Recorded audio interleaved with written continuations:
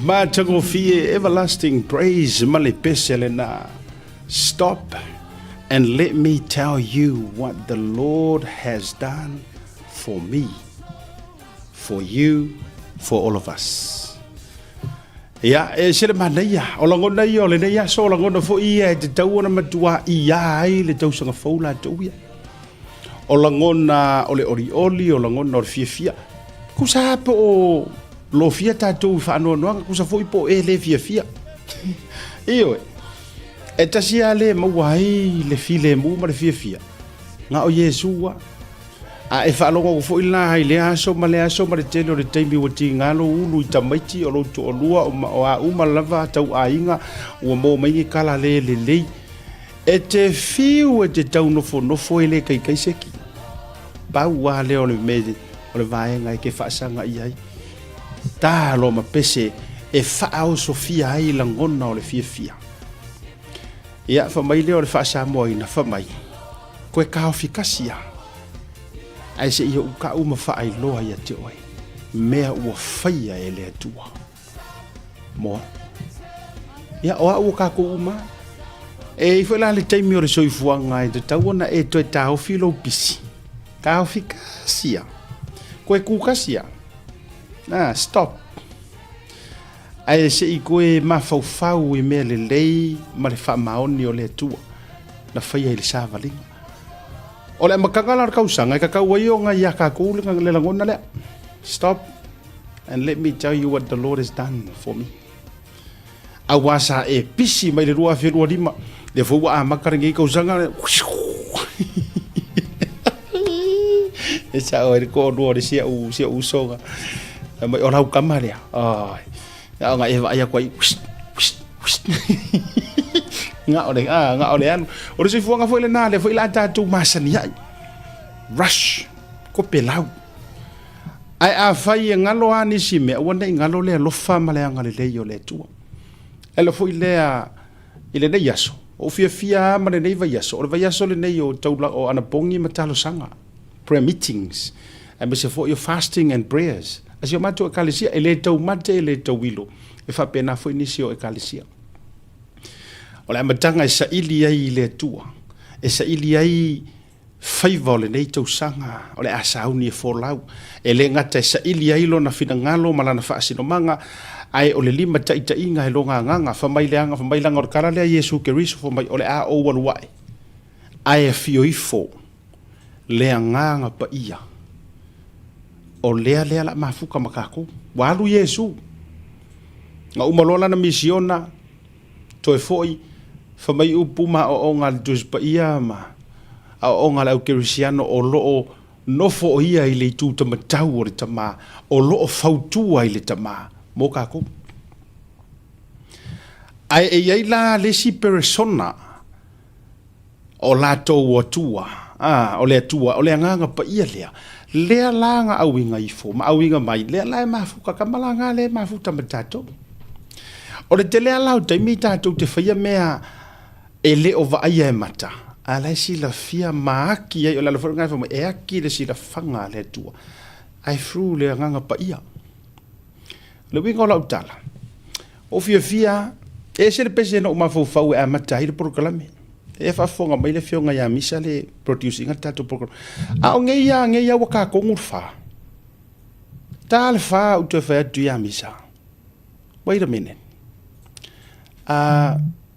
o kangoro sendlo ye pesele fa ku kango ai ka mai ama kangor por kala mi ama kamel pesele ai se al pese masania ye tatou team foi a mataina i tatou intro foi ye le to si le fia o kango ko kongi a misangi la ngo walu ngi va ya so fa mu ye ngalo lo ko mo haru la ka vale mo fa longo le pesele a usu fo el matou team or matua matautia ai ona ile o ye se usunga foi le lungo le YouTube peyo le mela le no pikia mai lo al mana ia fo o tangata na tango edit le pesele ai a mata mai le sau no nga le apostolo le toi na male laina tasi fo o no tala le ioi viliamo ma foi le fa mai ai ma fau ku lai mai so I am hoping sa e ku lai ke mi sa ta toi le pesele se ka ko e ku sa pole ala e kalisi it doesn't matter E kau ke sisiva faaleanga uma e fai foi siva fa evangelia isi so se ekalesia.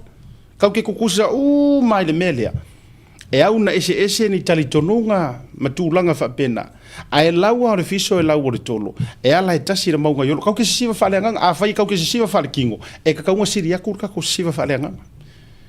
Ai langa o isi o tatou e tele na fia e siva le kingo. Ai a kau fa ko siva faaleanga ai kau musu. Oh. Ia nga me alu mai lalo mori emo makau kango kau pula le pongi sa o le halu le ako ia va visusua au le ofu va tu le tai le po ai o dato ai afa ku no ia kau paki mai kau siva mai se pese fa le nga ai ke ro mai vai le roku fa pena dato fa pe uma au ange i ka ku pe nai honestly se va tu lo tala le awane o tatou pei ore ko o kamaro ka vika. Ale me al fingere nga fai.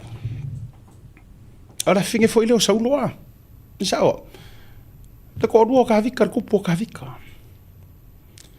E avele akola au ore fia nga ai siva ka vika. Siva ko pu.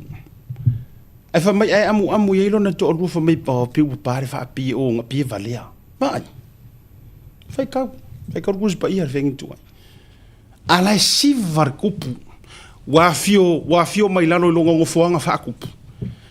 Ora kupu isala e le kai ka ko fas kupu maka ko kama ifa kupu ye ko ngor ka ko kulo. Ele te tu sa markai minga. Kupu or ka malo. Ai inga ua avele atola au o le fia nga sila fia re kupu. Ele ko e kuse ola pe upole tunu. So foi ka ele ko e kuse ola ele ko e awalangi fasi kupu o langi le ua fa wa avele akof la au le fenga inga o le kupu sili ese o le kua o le ale me fai e kama i fasi kupu ifo lo fasi kupu laiki ma ai ayuli le langa sa wai ka vika siva e siva ku ka vika ai amuron ko rua wa foi vai langa e mau runga ma fau e musu e siva i me fa pe a o pongi sa fie mi ngoi pongi sa ia ava tu fai male songa mo ka ko amu ya ka vika io e amu siva ron ko rua fa mai ia ngai ke aka mai maka mai o ere se ke nga fa penga e kau siva lo sika malo la walu le loku fo ya me se amato lo tu e fai menga e kau siva lo ala pengo fo ingi le lima mas pike valia ya ki wa siva ka kere siva for ka koro ai nga onga makala or par kai sor valuanga makala le makafanga makala le a vai le lo u le a ko mar siva to fa ne fa vai ya ala kau siva fa ko fo io e Wakau fa ku so ole mena mo tup ku so loa e kau siva ku ia si kamalo ala fa masangi ya ku siva mo le li ala wa inge fa finge fa au ke siva fo e ke le sa roku le ai nga onga lau ai nga onga o ai me fa fia fo ie ole siva Samoa le ale au ka pi mai ai vai mua fa ali le mal Tchu! Ola. Penga uma menga mau le avaka vika. Amui me le au i ronga malama. Al winga ola tala u fa joile nei me. Ele va pe a me. Fai ma e ma fau. Stop and think of what the Lord has done.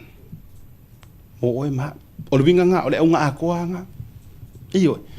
Tatou tō natu i mea ua whaia e le atua mai le lātou sanga. E le kau make e le kau wilo. O lea ke mai moa mai ngā koi kikia e oki. E sa alau tala. O lea ke mai moa mai. Po o se kaimi fo i ke maua muri e ngai porkalame. O lea ke ka oko le wharimai ngā e la vea se ka vali. O lea ke ka oko le fale mai ngā lua misa masesi faa o lima kangaka ngā ia oe lea ioe e kau fao le mai ma le mangalo i lo soifua po o lea whako a e koe recover wa e malosi O lea ke mai moa mai, o lea whakoa e sau I kua ma le whale pui pui. Ko I kikia e whangoa. O lea ke mai moa mai, e ko I kikia lusi lau ko lua le lua ununga li I le lua marriage. O winga ngā o le uke whai aku wai. Stop. Koe ka au fikasia, mai koe ma fau fau. I le alofa o le kua. O mea ngai ia whaia. Ewe. Ele o se laki. Ele o sofa maongi ma sofa maongi. Ele o nga ongi au ngā luenga mangi au ngā luenga. Ngā mafu ai o ngā kako kūwai le ngai aso ma ngai lawa kai le ai.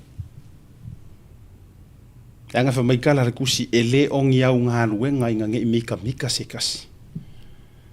Ai nga mafua nga e kūwai ma e sila mai o ngofo aku ma ukarango aku. O le alofa ma le wha maoni o le tua. Anga e le lava ka ko ngā ruenga. E le lava. Iwe. Anga e wha lava e lona alofa tu noa. Elanga o longa maliu. So o ka ko lava ngā ruenga e le lava I luma o le tua. Ala e whai merikus pa ia.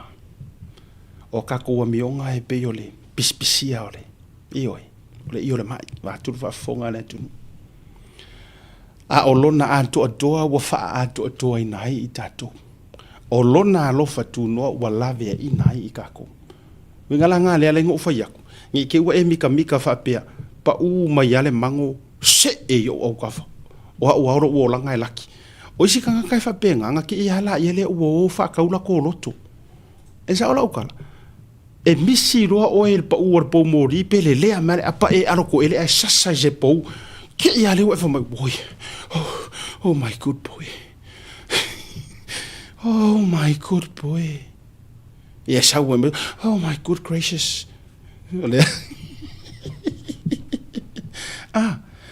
Mai ala ia ke ele wa eru ro fai ku so le ngala vea I mai o ele atua ele o le laki ngala vea I ka ko ele atua I longa au ka makau.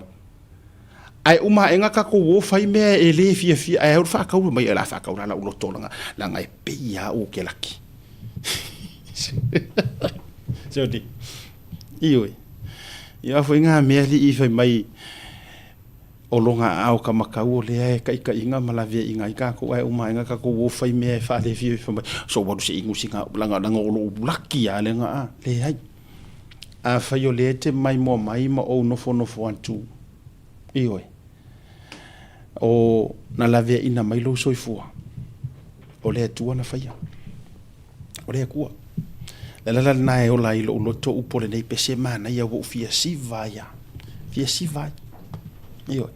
siva mo le tua fa fe kai I le li ma alanga ilo na fa mauni ya fa talo fa na o ka ko fa ka fa na Ele ko ka fa yenga ko fa ka ro fa ya lu ya nga upu ma mau moanga nganga ma le nga o Samoa o le fuele velave wata otoa au se alo so ele yangi ka kia ku ide si o di e fie fa nga meo ai e fie mo mia di fola sanga ma me fa pena a wona ngalo ia te o a matali matoa o ngale lupe foi va ese ia mati a matanga o mati enroll nga ma waila yo alanga upu winga o alanga upu muanga nganga me fa pena ai o le taimile nei emisio le lofa o le tua ai ya ngi me kele ai mapapangu I ai tatou upu ma tatou tala tatou sufi masula lona fa mauni ata lofa na mo e mo fio yo le tala le lei fa malofa yo le faiva fa malo ia le tauatai ele fai ngofie le taita ino ni lafu mamoi ia ele fai ngofie fo ile lau ngai no le uporeola e ia ile ke le o ngai o ngapo o le tūlanga fo ile le e peiwa manganga o kangaka e launga mai fai fe au e fa fia yo la ko wolanga o la uranga mai kau e peiwa mana na o tangata e wai mai kalinga kuloa o le faife au e wai mai I mea manganga o ai a le fai aloa o ngau ese role maloku ia pe ua ngau fo I whaake a pe kuri whaifi au. Ese wai ese a situation. O isi e o ese mare roku o isi. Ia. Ai me se ako ai ngā mea fo I e lae mamaru wai pule ngā ngu ui kokongu o ekalesia. O ila leanga kele nga kalangoa mai ai le kusipa ia fa mai o mai aso e piko sili o nga maa amwhainga. O la ulawa ai a mātou ni usila nei ke lo fo ia le misi Australia me se fo Amerika ta ilo I Samoa. A o nei ona pō wa mafua fo ina feo I solo le sito atele. Wa fo inga ngā laku ala vea mai I le launga mei. Ai a laku loa I ko ai ngā whaife au fo I lele. Oh, you're so good. You have a gift. Eke ala kuro kamanga ai vai le whao ngā inga oi. Ki nganga le malama whakasir whaifea. Wai le ongia kua whaifea. E le o malama I lo wōlanga male mea ngā eru ese mai ei. Po whao ngā oi, pele whao ngā oi. Po o ese kangaka ngā ikewa mai. Po o ese kangaka. Ai ngā ala kua whamai. Oh, sa au tatalo I pray for. E le whai ngofio la nau te wha malo tuai whio yo le tala le e le whai ngofie la tau fu I pito la au. O la ua te talo I le tua. Ia tu mau le wha unga le nganga o le tua ma le wha unga mana. E o tau whai vai le whai ngofie. O la una te talo. Wha au wau I pea. Ia la tau ngā ruenga. Whio yo le tala le I whai au ia kausi e kalesi au karango kwai. Ia wha au wau I pea lo tau loto te tele le ngā ruenga le tua. Awana I o tau whaia whaatangata le ngā ruenga le tua re tua lalo. Awa. Ia silio no tau mātatau I le na wala awina o tau. Na I lo tangata o volo o wala awina I o tau. Ia silio ngō kou makaka ure meranga. Iwe. Ai. Ia I le tūlanga o le whamurianga le tua. Ia te o tau uma. O le tatou whamaloma le tatou whatalofa le nā nevanga o le aviafi. A talofa atu ai wō ma paanga o malawa. Ia le tātou porokalame o le Tautai A'e. I lunga o le tautua le Blue Wave TV. Love and share. Like and share. Le tātou porokalame. Ia ne whiwanga o le whiawhi. Tātou tu maralonga popo. Foi mai. Ia, whaafei loai. Le isi fo I to o le tala le. Sunga le a tau. O le kangakasi kako vavai. Po o le a le appearance le appear merka maro pesau fa pisingisi pesau fa kanga kankalo tatou marolonga tatou. SMI Hardware is proud to be Samoa's leading provider of high quality steel, metal and roofing solutions. Colors inspired by the heart of Samoa, from the deep blues of our ocean to the warm natural tones of our fala and tapa.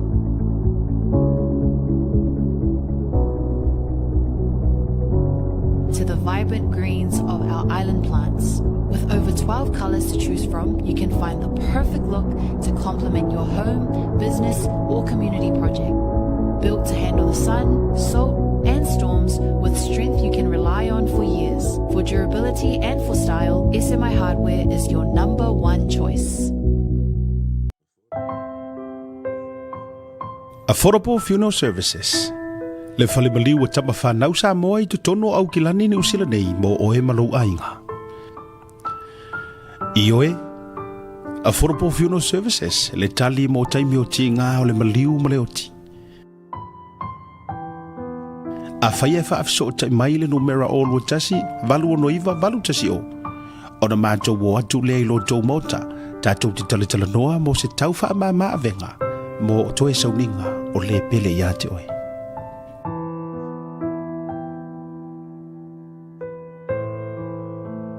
Whaafisa o tai nei loa matangi a mosa, I le numera o lua tasi, valu o noiva, valu tasi o, po o le Facebook page, Affordable Funeral Services. O le no whanga mua mo pusa maliu teu wina I mamanu wha Pasifika. Whapea so o seata, po o designs, e atangi ai lo lato soifua mātanga o fie, ma le au le lei. Whaafisa o tai loa le o lua tasi, valu o noiva, valu tasi o. Affordable Funeral Services.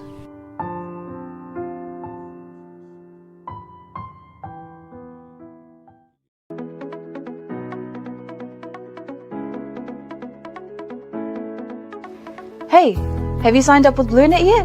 No? Well, let's fix that.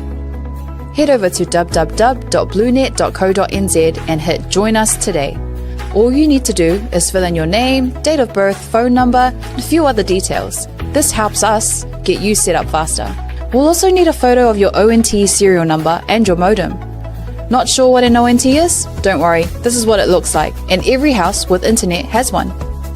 And make sure you have a valid ID and a utility bill or government letter to confirm your address. When you join BLUNET, you're not just getting fast, stable internet. You're also supporting shows like Tautai A'e, Breaking Waves, and Sports Talanoa. Your BLUNET subscription helps us bring you more content. If you sign up this month, you get $10 off your first 3 months. If you have any questions, call 0800 258 638. Join BLUNET today. Taimiro bati le toi lua sumi ruto ntale li tula lima tātou kolosi a Amerika I le tātou fita Port Ranger o lo o maua le tātou o vanoa le neivanga o le fiafi le tālo lima so toi lua sumi ruto ai o le fiafi tu fiafi ilo atu o le oto ai tonu o le whaantama o tamaiti uma o Samoa ai maisi o le lalolangi ato ke soi no pe fordinga yesi ku mo I le mele ke fa ko ya ro o ka ma ga yo ro fa upunga oh I see yeah I see ke ho ya se la ko fa lo lo ya o ana fata ya sumaya la sunga le ya o ke ko mele ma ke lo fa lo mo o yu leo ele o le leo já o le foi fiel fafafinha o ele o le leo o le savali tu o le leo ia nga ko me nga ri o aka ma lo fa kai lo sunga foi a me foi ngi a so ka ko felo ele lo fo le tua ia fa fonga sa mo po felo o ia fa ka lo fa ko le nga fi mo nga fa tai sa o fai I ta wo mata pa anga se esu mai nga mako va ai le po le ko inga appearance mama kuai o la sunga e pe I falanginga foi le nga ka o falanginga I lungo po kala me ko far ai pe one in a million vai le uno na le kama foi le e ke sau mama mori mai se vainga se savani se savani o le aso e ke sau e ke momori mai ar fa fe au o le aso e ke sau e ke momori mai ar fa fo mai o le aso o le fe rangi o ke va vai au pe ke momori mai se kulanga fa CEO da fo de CEO o le church executive officer pe wa mai se kulanga fa polisi foi le fa e taida fa CEO fa director chairman so o vai nga le ke le mo punga manager director board of director head of heads ne ke le mo report le HH na e fo lo nga head of heads al board of directors le e nga na o kamanga pi tene ka pe kala pe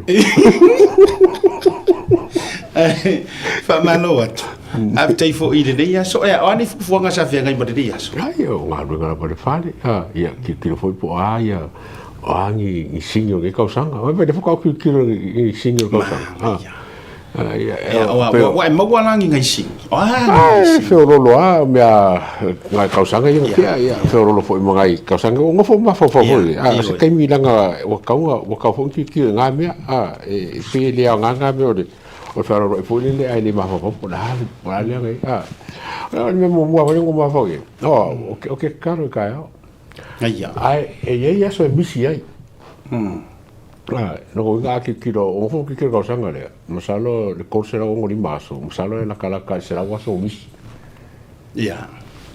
o mo vinga nga ka mo no fa si mo na nga pela o singi wa ngo ko ki kilo e si le fa se la pa sengi Ia. E se me whaikanga. E se mafuanga. Wa langa le lau ofisilia e mana foi amatalita au talia ta malo me America. E se mafuanga e kau moku e lo kara. O le mele skemi o koinga ala. Ia. Ke so kemi o babenga ala lo fai au. E fai e ke pisi a. E ke alu falo lo fa ko man ko e fai sa kar. Ia. Ma veoso. O so vale. O so vale. So vale. Le ai pi manga ia le va veoso. Ana nga pi asa ule o so vale pi wa ese fo ile. Ai pi mamaru va veoso. Va veoso. E lai ki anga me ringa ngai fa kamala. Ia. A le o ma fa ia se la posenge ia de. Ia kausanga ngi. Ia. Ya ko ba ia ngai ke me misie a ke mo ia o ko. La tu langa lang pongi okay. Ang pongi okay. Wa kai kasian masinga. Kai kasian masinga. Ia. Wa kasian masinga fu fai kula. Mana ya. Ia. Kakalo lai kausioki ang pongi lale. A misi foi pe kasia. Ia pe kasia. Loku. Na tu langa lang. Se la posenge. Se la e se me fare con loku. O le si lu longo lua fa le o le fai kau mau o kuspai. La se mau la lolo yen ni tem. Sa lo por el mismo supo se. Fai así. Kusa la pasi. La pasi ai le. Se pasi maros. Se pasi kusa la just pass. Ai se pasi vo le va pero. Ke mga la makamer kuso kingese. Ia. Ia umur kau sanga. Wa umur fengen kwai. Mana ya. Mana ya. Ya la wo pe ba nga le wo ma fa le ku fa le. Kuso wa Sofia nei sinia o ona o lo fa no pe ya u tu langa o fa le nga e fesi mo ru o ma fu nga le wa e na we fu ile e te tau up mai le tu langa. E ko su pa sengera su son.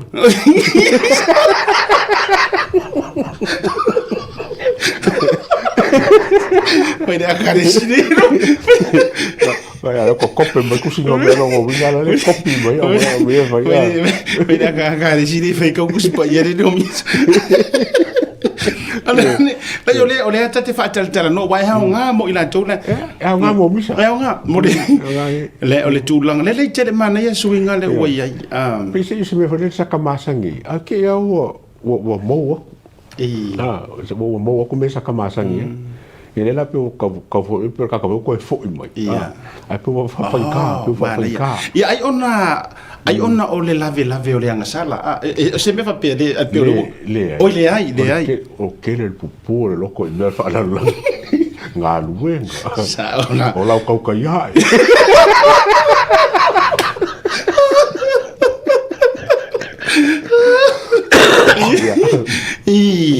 Ia langa ore me sili langa ulo ai sa au fai kau wa to fai taua langa ole te fa nga mai ia upu fatus pa ia pupu le loto langa kasi le upu le ka upu pa ia nga ko su pa senga nga ke so sang me nga le nga ia mana ia telesini le ia ore singi o fongo ke di so ore se o singi ia mo ko sangi un mamali wa la au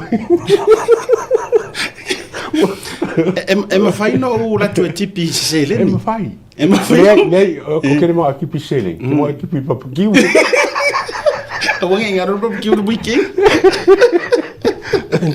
wa kere fo kai ka ve fi so song ai ke fa ki de ai o singa extra nga duenga fu o se me foi que po fe que dia que saura i pe o i que o le no te inga fera ko nga singi awang i va ve faia umar kai mekas mo le ai kai lua kula le aso kasi le kula luis awang i va ve awang i se va ve kangufia i va ve mama yo awa pe le nga pe va ve como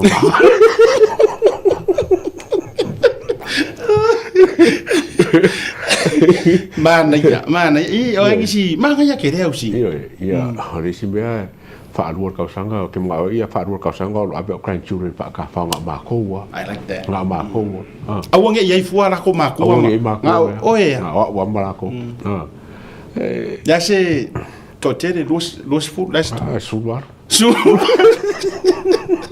la ka sui ya pe o i ka ke lo wingo ka mai e wa ke ro ka mi ka ke nga wingo nga fi mai ka lo e ka mo pe wang fa ka ni men ke ni fa ka uro nga le loko wingo ka mai ka ia ko wa fa ro a de la ma ke me fa la fa lu ka sanga mana ia ole a se loto fa grandfather ia wa ka ngoinga ia wa ngo u ke di grandfather ale mo rata le ala wa pe wa e sila wa sa ngo mangi ile loko wingo ole a so la ngonga fa papa i grandchildren ko ka fi ia ko ba ya ko la e sefe la ko pua la nga i la sa o me la nga i le la ko pua le fininga ma le wingo ka me ki fo le isi ka mi e fa peka ko le ulo bali but I keep it as a grandfather ka me ki poko ka me ki ele se ulo bali o le so nga ya o ka me fa penga e se taimi fo ile le lauva ai wa ofisiri ha nga ke ofisiri la fa e se taimi e te fio lai wa ai fa to ina le ia se fa penga ele ia se fa penga o fa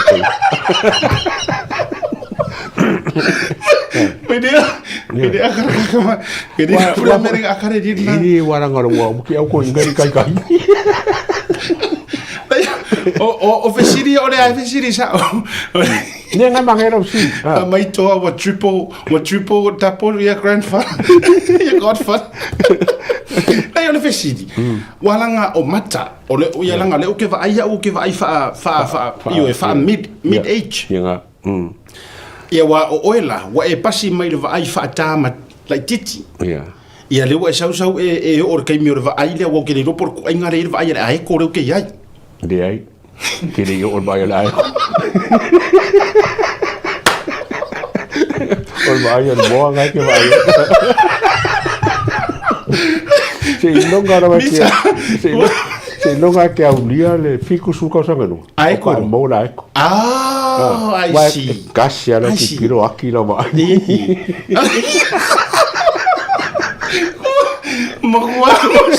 Maguamos wa fia magua. Na e foi mai na tala. O le wingo na tala. E ye se tau swinga lo wa ai all these years. Pele ai. O ke fa ia ulia ko. I kero ke mi o ke ma fa pe la ke ile mid 20s or 30s. Masalo au ki kilo ila wa ko pulanga o ka fe so o matua to ina lo maku o ngalo me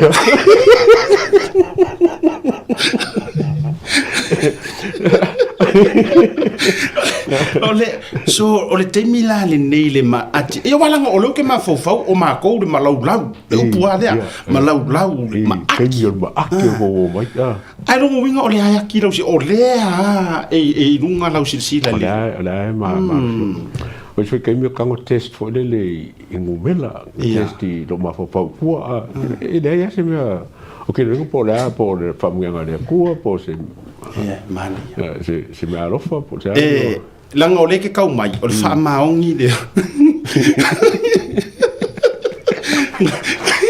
ole fa maongi ngari o la ukala ole fa maongi ngari o la ukala ele o nga so malosi ele o nga ole lo fo le tu le wa sa ngo kongo ole sava dinga vai la manga io faʻasoa a maka ai confirm me o ko si ala tulanga ile bo vai la le okay si da ko malosi o ko aplo malosi ngar sabari mar kamo e wo wait swinga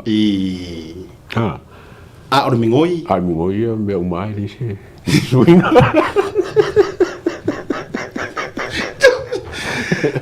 manga ia langa e ia kanga kare mai mo mai e ke makua mamawai o le mfainga mingoi okay lo leia le mako ava senga la ko ia ke lo fa ngai o so mo ko fa fingi o vai ko ke le swinga ko la ki ala ko ka pe o la le okay mane ia vai le manga ia ole mana ia ole la o advance le ma fa tal no nga lea ole mo moli o i la ngonga fa wala ngo fixe furu kat fa O le la ua mandango fi mo moli o e fiku se fulu. Ale kere i o fiku se fulu longo winga o le tala fia.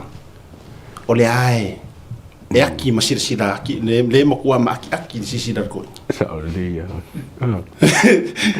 O le ale fia makua kanga. Kasi la kama i makua. Ia.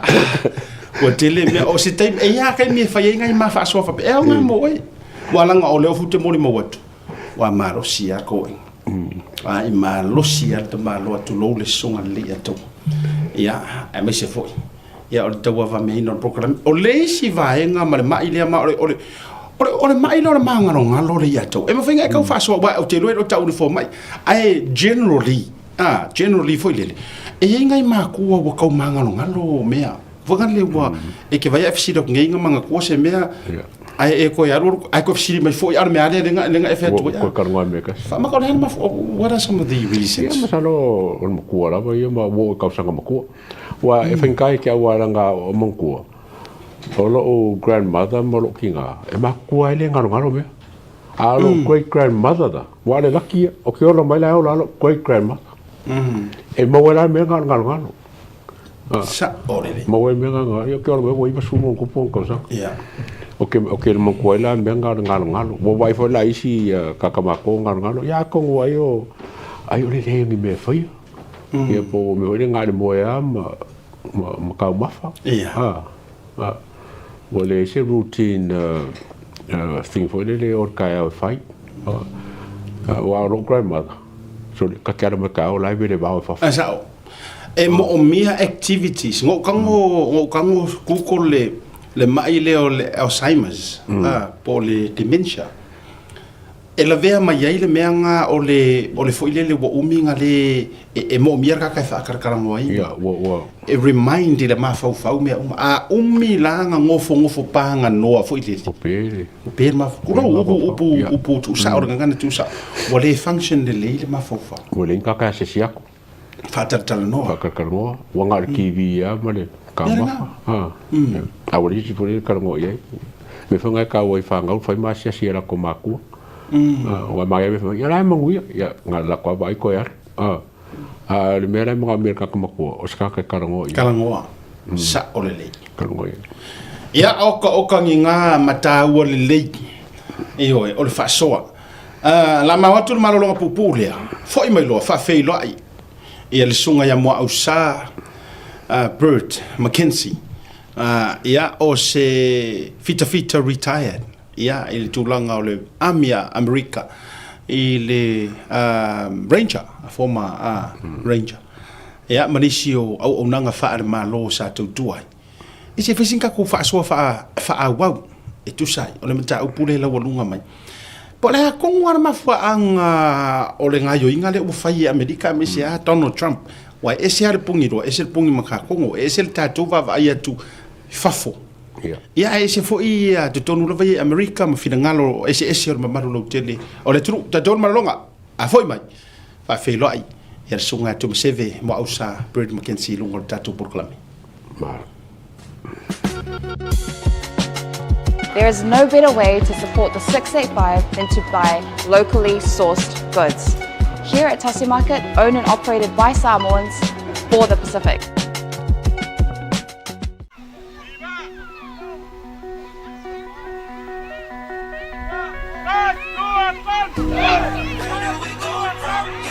E wawetau ule malanga pe atatou walo whaafatasi.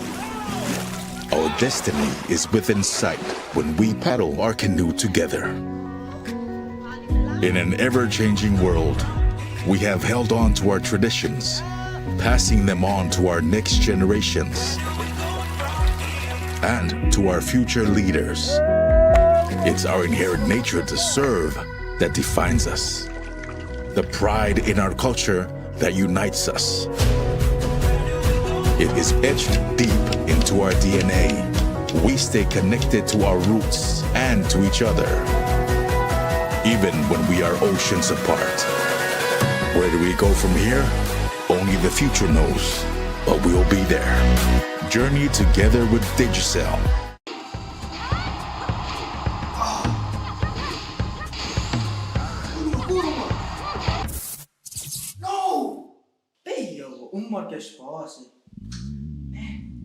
Sao foi marfia? Ai, ai.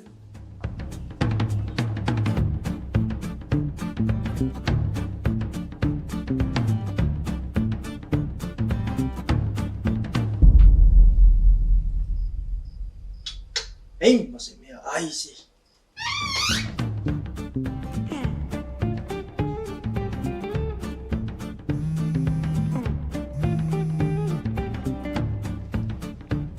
Halo, Anggo. Soli. Wala mi ke mga oiro ki amakat pro kala meri e ko viri mai. Mole suka mah. Si Isin masih nak cakap macam mana si cakap. Oh. Mapawali or kay mi ke iro hay ka umaya or kamang or kay mi evacuate top por pau. Alam mo ke iwa umar nga pau. Fe heri po ay nga ro ya pau. Iya, mole. Fa'awa mesti namanya si makal si namanya ya mole mahal. Ya farong le mai o si wakari. Elingi me fa ova por me ro ko ova yung. Iyo, ale la top apa ko la kilo fai mai or me fai online e va be ro fai. Le la ko pe ko munguri am kar po kala me. Ma ero ka u mai ka ko next to nga u fa pa uma ko mara ko maka mai. Fa ngai la unga ngale Pacific 40. Mal talo fa va. Wai lo. Ya boleh. Okay. Iya, lenga. Wai fa ro mai. Iya, fa la ya la ngale la fai ku so maka mai show de fai la ko fa la u lo. Ia ma fa la ke le fai ngole unga ngal Pacific 40 mal la ku ka fa va. Six. Tai lo. Ah. Le Pacific 40 iso se tafa o Samoa o whaawhaingofia i nei nisi o nanga i pei o whaataunga, pili o ka o ngā luenga manisi lava o loa mo Samoa. Asiasi nei loa i le lato website mo whaonga ina ai le taha lofa voucher. Jula 5 minute tolu ya ha o whaumale mafaʻasoa i le tūlanga o le long life. O vai atu e whamai natu ia leu so ia natu ua tau maua le tau so ia moangu lose Dominico. Ia, ia. I le mai le o le mangaro ngalo. Whamai o le mea e alu ai e tia i e seo. E kausa ala ki amunga kule. E Wala ho i me fone le pakiu len kiangi. Mo fio so e poi se bana i lano le. Arenga i lose. Angora ko fa o lose. O fa klo. O fa mo ki. Fa se vai fa eri amoi. O fa ka se bana i le fa moi. Ui o se vai. Karo fai sius. Se e koe la kula le weekend nge vet papa kiu koe koe maua e koe fo ele la mea. E fa mai tala le tusi. O le avai matua e fa le vale vai o waso. Ke loe agree le iei fo i le fionga mo ausar tatou malo mai America le nei vanga o le fiafi. Ia fia fa feilo ai mo fata lo fa mo le temilo na lua. Ai lunga o le tatou proclame ia le Tautai A'e live from the United States of America. Former Ranger, former Army, Defense Force America, o le tama whanau o le tatou tunu Samoa. Fionga mua ausa, a whapea fo te whaia to le fionga ia tu maseve, o le tama o le mo Bird Mackenzie, so le mawheo i fo i o le tatou nuu whaletoi. So mai am tala mai au, Happy New Year. I runga o le tatou proclame o le Tautai A'e nevanga o le viafi. Happy New Year is ya olua uso. Lo fionga asiata a le ngata fo i lea. Le fionga ia le ia taua.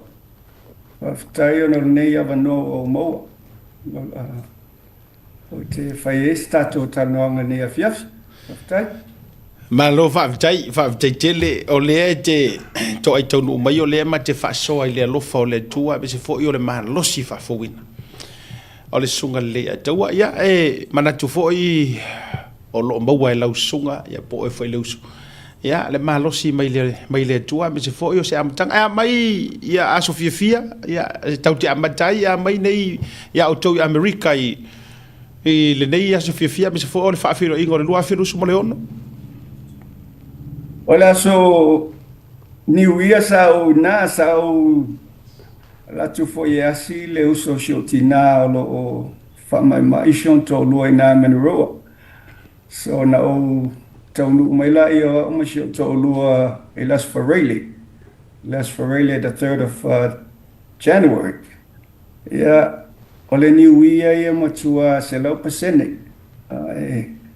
Nei Amerika o silafia laulangi le mea na tupu nei Venezuela o lo te lea tangata o maolato manatu. I le mea na tupu ai ia ua ia o leo te pēkiga o lewa le mato President 100%. Malo whaftai, tatou o loa le atou le tatou whatatanoka pe se vaenga e se mai le te fia. Ia waranga rengo mo ka wea ko i sai Samoa fo, ia le longa a fionga fo. Ni, o le tangata lea, o tau le lo tonu po fe mawai. Pe mawa le pe mawa la. Au, e ngofo e lungo ba keke. Le vao le langi ma le laro. Ia, o whamanu yanga o le usita i le tō rua. Ia ngā. Mai lo fo ia e usita i a i le tina. Le leo ko rua. Ia, ma tua so se mea e matanga ma matala mea uma. Ia, ele. E sa o le tala po pe i se vaenga e se mai ai o ma vaivainga. Ma tua sa o le lei lava le tali lo fionga siata. E fesiri so o atangati a te upe whawhiwhea na o walu so o i Samoa ma New Zealand ma Australia e whai mea ngafo matua inga. O lo utali i e fesiri mai a te au fesiri na vai. E whai whaale lei ale masiofo ia saini pelo visa e mafai ana umalanga. Awa a lele whai no masiofo. Ia na le no la ver fale ma fufului ya una pa tu fisi kasi la le ka le ngalo me ia ele kai ka kamar me ngal ngalo ele kai ia ko ia e no fai ngoro ko lo queen ma si ofo lang ole io ia o ia ka wa o la fa ne ele na ngai sa ora fa o ale ke lok ni o mga fo ya ru to se ya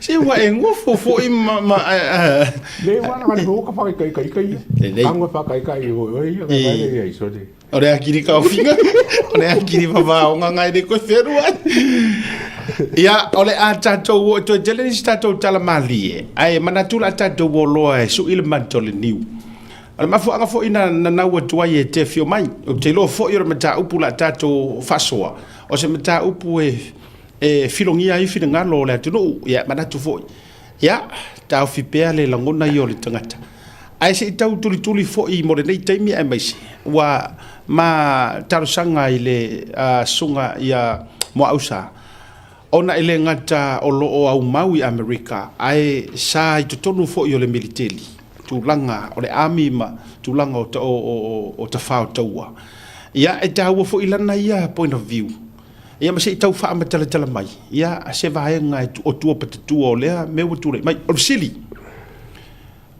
o le ko ngua ma fu anga i tua tu le ngayo inga le o fai le to pristine o le te va ia tu e a mai fina ngalo nisi o tonu la fo o le to o tunu e vaenga le democrat e la to te le i o ina le ngayo inga le o fai e Donald Trump e la to te le i o ina i se tūlanga faa le tulafono o upu fa pe illegal e la to te le lango ina i tūlanga faa human right e uia la o lea e lau manu ia mala walunga o le tangata o le dictator i tūlanga foi o le taita inga o la running o lona tunu i Venezuela ai mai se foi o fola au fa saina o a upenga e le fa tangaina ma tūlanga fa pena ai e se si mafuanga fa lilo ua ngau ia Donald Trump inga ia pu e mai pe lokaina mai ia le taitai leo Venezuela e tu lai i whamasinonga i tono Amerika. Ma nei a tele le fesili asiata. Ma nei a tele fesili. E iei le upu whiana le wha Samoa a iei ia toi ina ma tamaiti o lai pele, lai ta alo pele whiana le la fiafi. Ma wha pele o lesto ina i tamaiti. O tō e whai tau ka isu. Mai le sui pi whai tangata matua. O le mele i tamalo le President Trump. President Trump is playing chess. I play checkers i lau Democrats. A tato ma fa watu iai. Ile tēnei masawai ia President Trump. O le lava vevesi le taua le Ukraine. ele ngata fo ilea, ele ngata fo ilea. Every 2 seconds, e oti el tangata Amerika il melo le fentanyl, le drugs le tau le fentanyl, o le fentanyl, e sau I Mexico, Malesi me sauai o Venezuela. Now, a tato mafau le taimi lena prestene mai e Trump. O lana mea mua na fai, o le mea mua na fai ma Trump. Na alu e vaai ia nuu ia iei le suau. Saudi Arabia. Tupai. Nuu uma ia le iei le suau. Ato mafau, ai sea, na to fesile le ia, ai sea me waloi Trump. That was his first move when he became president. Ai sea. Na manao Trump pe alufana le to e fai ia contracts ma manu uia. Awa na saulo na tu mai lota ma lo o for you Biden. Uma le ai mesemea le ai le fio mai Saudi Arabia America le fio mai ia tupa ia fai la to deal ma America. Le ai sea o le value amelita sai lalo. Our stock went down. Our worthiness in the world went down. O le mea mua la Trump na fai. Na alu to fale le vao mato. Dubai, Saudi Arabia, nu uma ia le te le suau. Na uma le mission al mato presteni. Pe over trillions. Nu uma ia na alu to ina fai la kotios. He got more than trillions and trillions of dollars. E investai nu ia to tonu America. Remember, Trump o lanaia lava belief, it's America first. Na amata lona fai tios ia a Trump manuia. Na toba aila ia, wa amata na worry na popole ia saina malusia, ai sea. O wale wala tala tamai nuia i America. Na uma lona na faile mea na le ia dio si Amerika. Mana tua le lea tupo ilo malmele le vao Israelu ma Iran. Ya ola men tupu vesi pomu matou ia Iran. Uma wale to Iran is no longer in the picture. They don't have no control inu uia because ole mea na sa fefefe ai ia Saudi Arabia, Dubai, inu uia e fefefe Iran. Saulola ia le taua le tupu nei Ukraine. Mana tuala, ole suau, yes, oil plays a big part. Oil plays a big part. Na tauwhenga tanga kau whai ia teo se umai le taua le Ukraine, malusia. But, na amatalona o mai Saudi Arabia, matupai ya America. Amatalona popole ya Lucia. Now comes to, I'm just taking the shortcut. So lola ie, the next one that's left. E pauale nuule totoi. E le tele le suau. Venezuela. E paula le me e to la vea e foi Venezuela. Ana foi o lato foi le. They are the other one who is supplying fentanyl in America.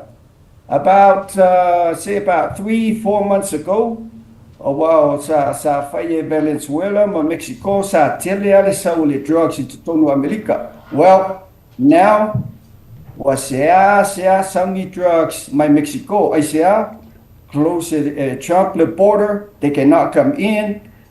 Uleto yai ya avenues here, sa my the drugs. Now, the only place left, Venezuela. Now, il tenio presidente al Tamalo Biden, he put a $25 million bounty in Maduro's.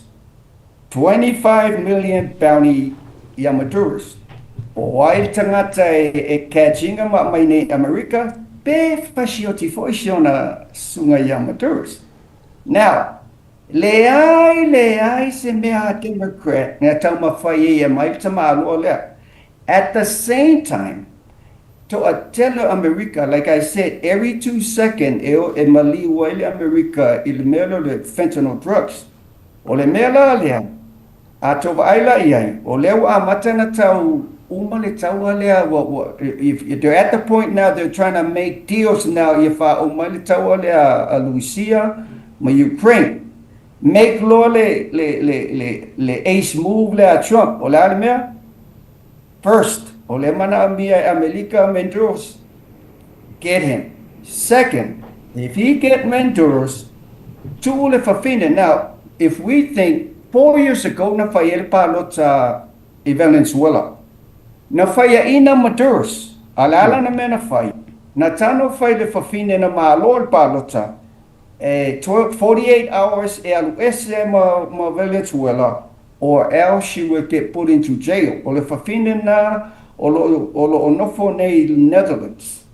O le fafine le. O le mea na le tau ai ia le mea le na tupu this past weekend ia Maduros. E lua mea tupu. One, the flow of drugs e mai Amerita is going to stop.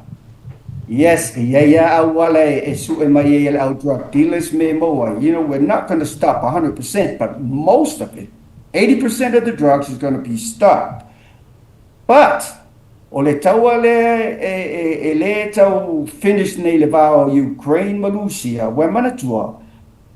O Venezuela le e tele o le lato supplier piko telea le mo Lucia ma China. O Venezuela. E take over lo Amelita ko restore the new government in Venezuela.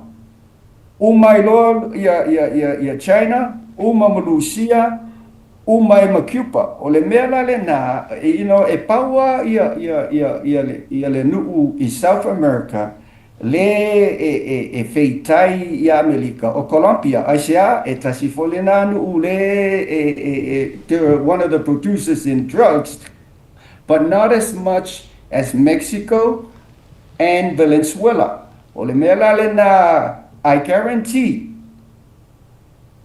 electro mamau ai uma le tau le Ukraine. It's a power play. Awa e lona e Lucia, okay. O le wa cut off e America le sua ule mo la to ma China. Ele ai la se me power la to me fai, okay, we're going to come to the table, we're going to end the war, and that's it. Ya shau na fa popo tu facility lo fianga shit. Malo faftai lau sunga mo ausa. Lo winga i lo finangalo. O nga yo inga le sa fai. O nga yo inga o le var fo ina te tau o fai wala nga sa o fai tau fo istasio finangalo o sitasio sui o le Democrat. Lepi e se mailo na manatu mai finangalo o mo le to tele o le Democrat. Le fa pela na tala. Ia ke lo na silfia fo i le tangata le na faila na saudo nga fa mai o le mea fo ile sa ka ko manga o ai nga ia pu e ka malo le. Ale fo ila u pu e mer ka malo le. Ale fu ko kere ko kala fa mai sale ka ka fa ia me le me pena. So anyways, fa fe nga fai la tatu tala no ile va nga le a ke lo mo foi se fa fsilia le to. Ole ma ho fa le o fo ile la lola. Ole o akua o Amerika. Se i mai ka malo. E au ngoa ma se Amerika ma se mirikeli fo ile ai Venezuela ile se kama i ile se kama ia kungu fo i mana la jo fo i defense force ai ma se fo ola ia ma sai ngai ko konguinga. I mean is intel how did this move fa nga fa ile sun ola ka ko vai se ka pe me fo ile nga fa ile team si ola 6 fo ile nga o mai osama. But o yese ke se intel en fai faʻasoa me foi nga fa ile process le au ke fa vo le yo se si e maliu mai ai o le mirikelia a America. You know, lo fianga shita. It's an easy move. It's an easy move if you understand the U.S. military. Faita malam le military America. We can do anything we want. We can do anything we want. Lela fa matala tuina. Ile taimi lena presidente mai ia Trump le taimi lona lua. Olana mu na fai. Olana mu na fai.